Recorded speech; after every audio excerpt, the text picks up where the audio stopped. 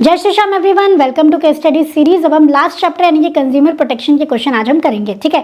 तो PDF again मैं बता देती हूँ, डिस्क्रिप्शन में है, वहां से आप डाउनलोड कर सकते हो। स्टार्ट करते हैं विद द क्वेश्चन। सबसे पहले आपका रेमेडीज पे क्वेश्चन है, ठीक है। स्टेट एनी टू रिलीफ, ये रेमेडीज हम बोल सकते हैं जो कंज्यूमर कोर्ट ग्रांट कर सकता है कंज्यूमर्स को इन case of genuine complaint in following situation. Divya से प्रिंटेड एमआरपी से ज्यादा चार्ज किया गया है, तो कंज्यूमर कोर्ट क्या बोल सकता है, आप रिफंड करो या जो उसे इनकन्वीनियंस हुई है उसका कॉम्पनसेशन दो, है ना। Clara was sold a car with defective engine. Defective engine के केस में कंज्यूमर कोर्ट क्या कह सकता है, आप इंजन रिप्लेस करके दो या कॉम्पनसेशन दो या पैसा रिफंड कर दो, है ना। एंटनी को सफर हुआ इंजरी जब उसने नया डिफेक्टिव इलेक्ट्रिक हीटर जो खरीदा था उसको यूज किया, तो उसे कॉम्पनसेशन देने के लिए बोल सकते हैं, हीटर रिप्लेस करने के लिए बोल सकते हैं। सेम चीजें ही हैं इसमें भी, है ना। आ जाओ। तो कंज्यूमर कोर्ट ग्रांट कर सकता है फर्स्ट केस में जहां पे एमआरपी से ज्यादा चार्ज किया है, रिफंड करो प्राइस को, ठीक है। पेनेटिव डैमेजेस पे करो, मतलब पेनेटिव डैमेजेस पे करो मतलब पनिशमेंट के तौर पे कुछ एक्स्ट्रा कॉम्पनसेशन दो।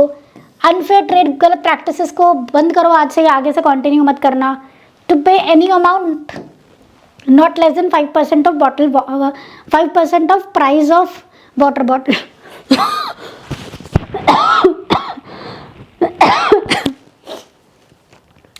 कोई भी और अमाउंट पे करने के लिए कह सकते हैं, not less than 5% of value of water bottle, ठीक है। To pay adequate cost to the appropriate party, तो सेम चीजें ही हैं। कंज्यूमर कोर्ट ग्रांट कर सकता है in case of defective engine, defect को रिमूव करो, रिप्लेस करो, रिफंड करो या डैमेजेस पे करो, नुकसान की भरपाई करो या कोई भी अमाउंट पे करो, सेम है एडुकेट कॉस्ट पे करो। कंज्यूमर कोर्ट ग्रांट कर सकता है इलेक्ट्रिक हीटर के केस में भी सेम, ठीक है।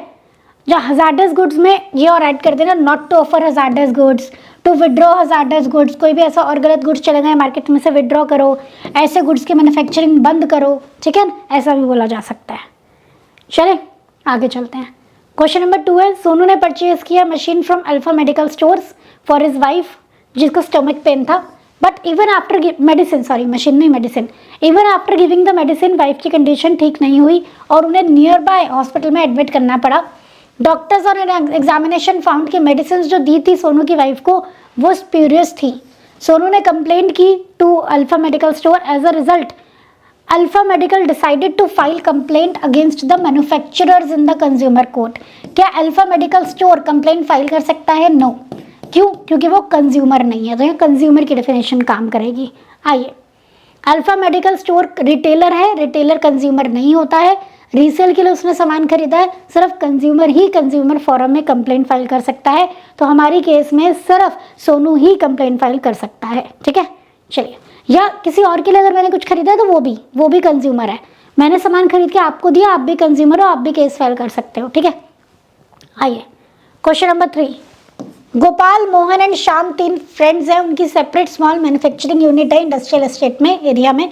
They are hardworking and honest and undertake their respective production activities following the good practices। तो बहुत अच्छे से काम करते हैं, वो अच्छी प्रैक्टिस फॉलो करते हैं। They use good quality raw material और स्टैंडर्डाइज तरीका फॉलो करते हैं। वो प्राइस फिक्स करते हैं रीजनेबल प्रॉफिट मार्जिन रख के, but all of them are worried about malpractices. उन्हें अब लग रहा है कि भैया ये सब चल रहा है मार्केट में, सब स्टैंडर्ड डुप्लीकेट माल आ रहा है, डिफेक्टिव गुड्स आ रहे हैं, साथ के मैन्युफैक्चरर्स ऐसा कर रहे हैं। तो उसने सोचा कि हम एक ऑर्गेनाइजेशन फॉर्म करते हैं अपने आप, जो गवर्नमेंट इंटरफेरेंस से फ्री होगी, कंज्यूमर की जो संस्था है वो फॉर्म करना चाहते हैं। This organisation would encourage consumers to protect, so strongly protest and take action against unscrupulous, exploitative and unfair trade practices. 3 other function बताओ जो परफॉर्म किए जाएंगे। तो कौन से, क्या इस ऑर्गेनाइजेशन का नाम क्या है? Consumer organisation. तो कंज्यूमर ऑर्गेनाइजेशन के बारे में बताना है 3 और फंक्शंस। तो क्या क्या फंक्शंस है देखो, 3 अदर फंक्शंस जो कंज्यूमर ऑर्गेनाइजेशन परफॉर्म करती हैं।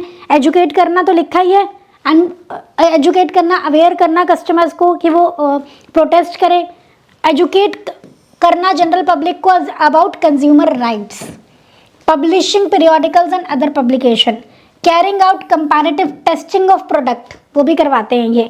Providing legal assistance to consumer, ठीक है। ये 4 और फंक्शन मैंने आपको बता दिया, आपसे 3 पूछें, कोई भी 3 लिख देना। चले आगे, चलिए क्वेश्चन नंबर 4 है हमारा। Suman wanted to purchase a sandwich toaster She checked about the various sandwich toasters available online and compared the prices so that intelligent and wise choice could be made. Then she went to nearby market to buy a sandwich toaster. Being an informed customer, she looked for the correct standardization mark.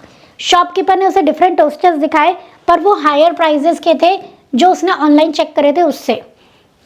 After negotiating वो price को कम करा पाई. As a responsible consumer उसने cash memo मांगा, bill मांगा against the amount paid और toaster घर ले आई.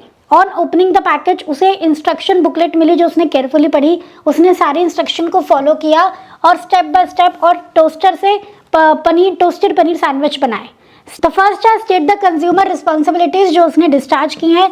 तो उसने इंस्ट्रक्शंस को प्रॉपरली पढ़ा है, उसने वो इन्फॉर्म्ड कस्टमर रही है, उसने अच्छे से सारी चीज़ों को पहले चेक किया है, फिर उसने सामान को ख़रीदा है. उसने स्टैंडर्डाइजेशन मार्क को इग्नोर नहीं किया है. सामान भले ही थोड़ा महंगा हो पर स्टैंडर्डाइजेशन मार्क को ही इसने इंश्योर किया है. और दो राइट बताने हैं, right to choose, right to safety. ठीक है, ये दो तो मैंने आपको बता ही दिए. ठीक है, चलिए. तो कंज्यूमर रिस्पॉन्सिबिलिटीज जो उसने डिस्चार्ज की है वो अवेयर थी about various goods and services. उसने स्टैंडर्डाइज सामान खरीदा है और उसने पहले इंस्ट्रक्शंस को अच्छे से पढ़ लिया था, एसोसिएटेड रिस्क को देख लिया था और उसने इंश्योर किया उसे फेयर डील मिले. प्राइस पता है तो उसके अकॉर्डिंग उसने सामान खरीदा. और राइट्स कौन कौन से अबव केस में डिस्कस हुए हैं. राइट टू चूज़, उसने बहुत सारे ऑप्शन देखे. राइट टू बी इन्फॉर्म्ड, उसने सारी इन्फॉर्मेशन ली कौन सी चीज़ कितने प्राइस में अवेलेबल है. और राइट टू सेफ्टी उसने इंस्ट्रक्शंस को प्रॉपरली पढ़ा. समझ गए. चलिए, इजी है कंज्यूमर प्रोटेक्शन एक्ट. नेक्स्ट है हमारा Voice is an important consumer organisation. It organised workshop in the month of December in Delhi NCR for consumer. Theme था organic food from farm to plate, ताकि वो अवेयरनेस जगा सके लोगों के बीच में रिगार्डिंग ऑर्गेनिक फार्मिंग और कंज्यूमर्स को एनकरेज करे कि वो कन्वेंशनल फूड से जिनमें केमिकल है तो उनसे ऑर्गेनिक फूड पे आ जाए. एक्सपर्ट स्पीकर्स थे फार्मर्स कम्युनिटी से. उन्होंने पेस्टिसाइड्स वगैरह का हार्मफुल इम्पैक्ट बताया, ऑर्गेनिक फूड की इंपॉर्टेंस बताई, पीपल को इन्फॉर्म किया कि ऑर्गेनाइजेशन रेगुलरली टेस्ट करती है सैंपल एडल्ट्रेशन को चेक करने के लिए, हैवी मेटल्स या पेस्टिसाइड्स को चेक करने के लिए. रिजल्ट हमने पब्लिश कर दिए हैं अपनी मैगजीन में, ऐसा वो बोलती है.